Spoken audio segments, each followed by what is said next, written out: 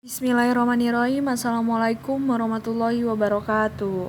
Kami dari kelompok 11 Hukum Pengadilan Agama yang terdiri dari Safira Indonesia, Siti Latifah Nur Fitriah, Ratu Nadia Khairunisa. Baik, pemateri kami akan dibahas dengan judul Musyawarah Majelis Hakim dalam Peradilan Agama. Pengertian musyawarah majelis hakim. Musyawarah majelis hakim adalah merupakan perundingan yang dilaksanakan untuk mengambil keputusan terhadap suatu perkara yang diajukan. Musyawarah majelis hakim adalah acara terakhir sebelum majelis hakim mengambil suatu kesimpulan atau sebelum majelis hakim mengucapkan keputusan. Musyawarah majelis dilakukan dalam sidang yang tertutup. Karena dalam musyawarah itu masing-masing hakim yang ikut memeriksa persidangan itu akan menggemukakan pendapat hukumnya tentang perkara yang tersebut secara rahasia, dengan arti tidak diketahui oleh yang bukan majelis hakim. Tujuan musyawarah majelis hakim. Tujuan diadakan majelis musyawarah ini adalah untuk menyamakan persepsi agar terhadap perkara yang sedang diadili itu dapat dijatuhkan putusan yang seadil-adilnya sesuai dengan ketentuan hukumnya. Lalu, permusyawaratan majelis hakim itu mempunyai hak yang sama dalam hal yang pertama, mengonstatir peristiwa hukum yang diajukan oleh para pihak kepadanya dengan melihat, mengakui, atau membenarkan telah terjadinya peristiwa yang telah diajukan tersebut. Lalu, mengkualifisir peristiwa hukum yang diajukan pihak-pihak kepadanya. Peristiwa yang telah dikonstatirnya itu sebagai peristiwa yang benar-benar terjadi, harus dikualifisir. Mengkualifisir berarti menilai peristiwa yang dianggap benar-benar terjadi itu, termasuk hubungan hukum mana dan hukum apa. Dengan kata lain, harus ditemukan hubungan hukumnya bagi peristiwa yang telah dikonstatir itu.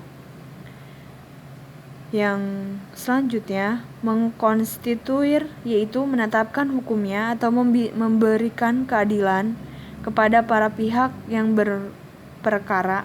Apabila dua hakim anggota majelis berpendapat sama, maka hakim yang kalah suara harus menerima pendapat yang sama.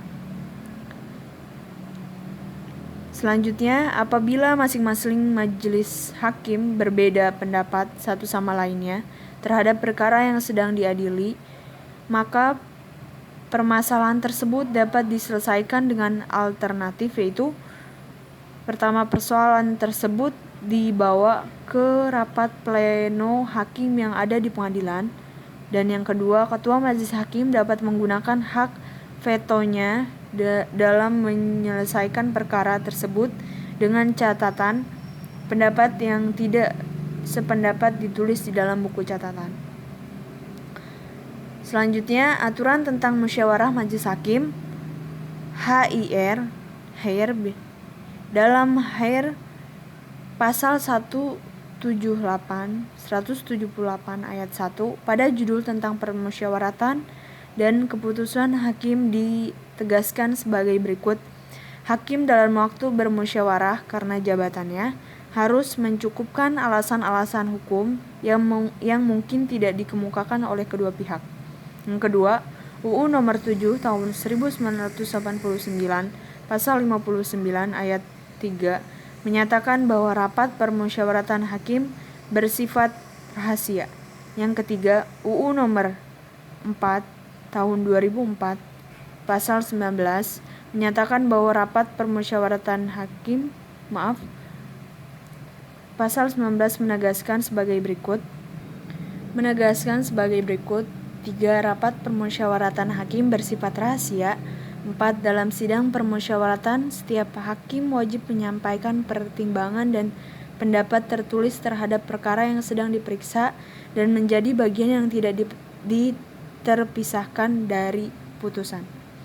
Yang kelima, dalam hal sidang permusyawaratan tidak dapat dicapai mufakat bulat, pendapat hakim yang berbeda wajib dimuat dalam putusan. 6. Pelaksanaan lebih lanjut tertentu sebagaimana dimaksud pada ayat 4 dan ayat 5 diatur oleh Mahkamah Agung. Selanjutnya, buku 2 Pedoman Teknis Administrasi dan Teknis Peradilan Agama dalam halaman 32 poin C di bawah judul Rapat Permusyawaratan Majelis Hakim diuraikan dalam 4 poin sebagai berikut. 1. Rapat Permusyawaratan Majelis Hakim bersifat rahasia. Pasal 19 ayat 3 UU nomor 4 tahun 2004. Pinetera sidang dapat mengikuti rapat permusyawaratan majelis apabila dipandang perlu dan mendapat persetujuan oleh majelis hakim. 2. Ketua majelis akan mempersilahkan hakim anggota 2 untuk mengemukakan pendapatnya, disusul oleh hakim anggota 1, dan terakhir ketua majelis akan menyampaikan pendapatnya. Ketiga, semua pendapat harus dikemukakan dengan jelas dengan menunjuk dasar hukumnya, kemudian dicatat dalam buku agenda sidang. Yang keempat, dalam rapat permusyawaratan setiap hakim wajib menyampaikan pertimbangan atau pendapat tertulis terhadap perkara yang sedang diperiksa. Selanjutnya, substansi musyawarah majelis hakim. Substansi atau hakikat musyawarah majelis hakim itu adalah perundingan atau tukar pendapat dalam mencari suatu putusan terhadap suatu perkara. Dalam perundingan mana akan disatukan persepsi atau pemahaman terhadap kasus dan penyelesaian. Yang selanjutnya, teknik musyawarah majelis hakim. Adapun teknis jalannya rapat musyawarah majelis hakim adalah seperti yang telah diatur pada buku 2 di atas. Ketua majelis hakim memimpin musyawarah. Kesempatan pertama mengemukakan pendapat diberikan kepada hakim anggota 2 atau hakim yang paling junior. Berikutnya, kesempatan mengemukakan pendapat diberikan kepada hakim anggota 1, hakim yang agak senior. Terakhir, ketua majelis akan menyampaikan pendapat hukumnya. Baik, cukup sekian dari kelompok saya. Kurang lebihnya mohon maaf. Wabillahi taufiq wal hidayah. Wassalamualaikum warahmatullahi wabarakatuh.